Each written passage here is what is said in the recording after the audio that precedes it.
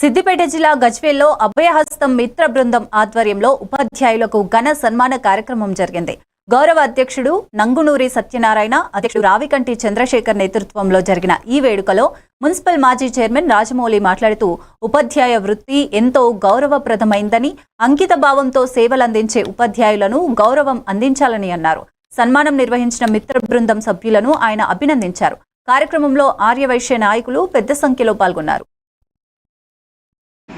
అందరూ కూడా నిష్ణాతులు, అందరూ ఇక్కడ ఎవరు కూడా తక్కువ లేరు. కాబట్టి ఈ విద్వత్ సభ నిజంగా నేను ఈ అవకాశాన్ని ఎట్లా ఆలోచన చేసాం నాకైతే తెలియదు, కానీ నేను మొన్న చేసిన మన వైష్ణవ ప్రత్యేకంగా చేయాలనేది వారు సంకల్పించడము హ్యాట్స్ ఆఫ్ చెప్తూ, ముఖ్యంగా భారతరత్న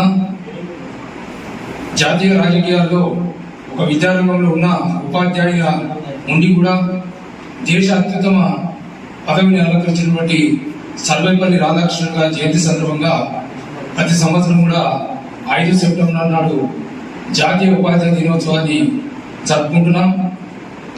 వారి జయంతి సందర్భంగా ప్రతి గురువును కూడా మనం గౌరవించుకున్నటువంటి ఒక అత్యుత్తమ అవకాశం దొరకడం చాలా ఆనందం. ప్రతి సంవత్సరం కూడా గౌరవించుకోవాలి.